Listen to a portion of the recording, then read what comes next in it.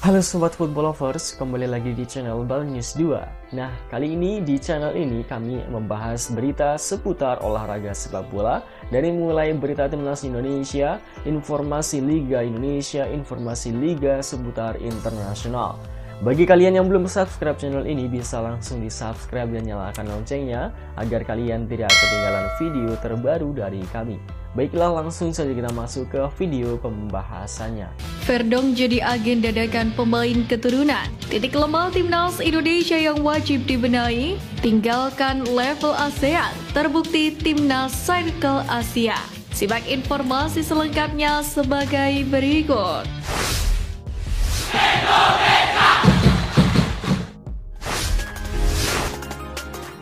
Jalani debut manis, Verdong jadi agen dadakan pemain keturunan. Keberhasilan Calvin Verdong menjalani debut manis bersama timnas Indonesia turut membuat pemain keturunan lainnya membuka mata untuk membela tim merah putih. Sebagaimana diketahui, Calvin Verdong debut sebagai starter kala mempermalukan Filipina. Ia langsung mendapatkan kepercayaan dari Sintayong menempati wingback kiri. Performa pemain berusia 27 tahun ini sangatlah impresif. Tak ayal ia mendapatkan pujian dari pecinta sepak bola tanah air. Usai membawa skuad Garuda lolos putaran ketiga kualifikasi Piala Dunia 2026, Calvin Verdong turut membagikan momen tersebut lewat unggahan akun Instagram pribadinya. Menariknya dalam unggahan ini, dua pemain keturunan yang tengah menjadi incaran PSSI yakni Ole Romeni dan Miss Hilgers turut menyanjung performa Calvin Verdong. Hilgers memberikan komentar singkat dengan emoji tangan menelungkup, sedangkan Romeni menuliskan "Wow". Tak ayal komentar dua pemain keturunan grade A tersebut membuat netizen tanah air heboh, sebab keduanya diharapkan mau untuk diproses naturalisasi jelang babak ketiga kualifikasi Piala Dunia 2026. Sontak harapan pun muncul ketika kedekatan Calvin Verdong dengan Ole Romeni dan Miss Hilgers bisa membawa keduanya akhirnya memilih timnas Indonesia. Seolah menjadi agen, Calvin Verdong pun bisa membantu Sintayong mengatasi permasalahan di skuad Garuda saat ini.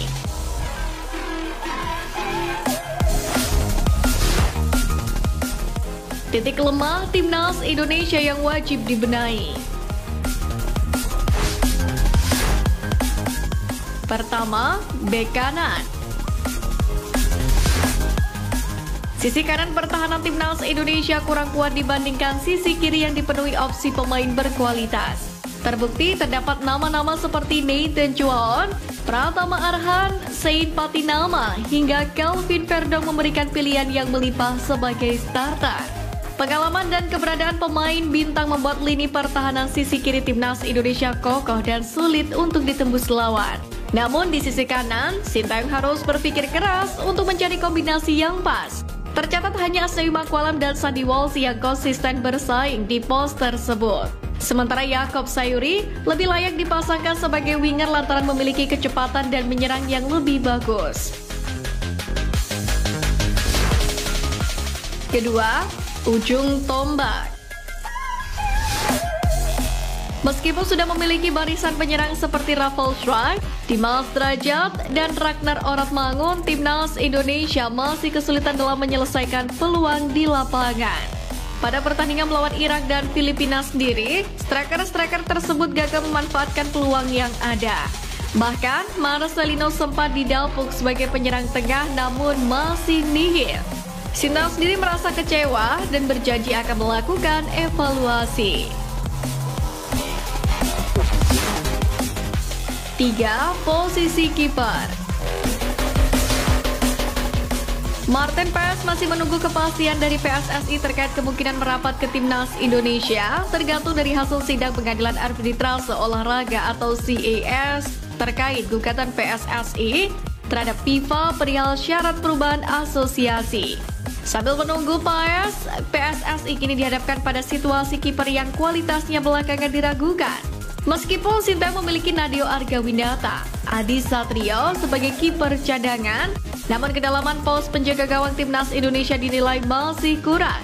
Untuk menghadapi lawan-lawan berat di babak ketiga kualifikasi, PSSI perlu mendesak CAS, yakni untuk segera menggelar sidang guna mempercepat keputusan terkait Martin Paes.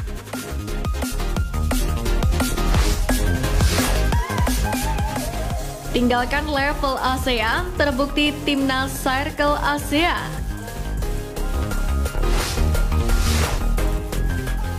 Melansir dari laman resmi ALC, Timnas Indonesia yang melaju ke putaran ketiga babak kualifikasi Piala Dunia 2026 akan segera menghadapi negara-negara raksasa sepak bola di benua Asia.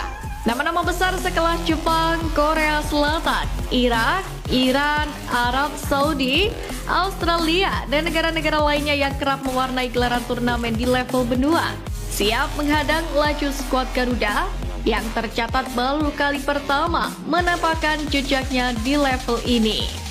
Artinya Timnas Indonesia sudah tak lagi membuka persaingan dengan negara-negara yang berada di kawasan Asia Tenggara. Pasalnya, melansir dari laman AFC, para wakil Asia Tenggara lainnya seperti Myanmar, Vietnam, Filipina, Thailand, Singapura, dan Malaysia yang menjadi perwakilan kawasan di putaran kedua ini dipastikan rontok dan terhenti langkahnya.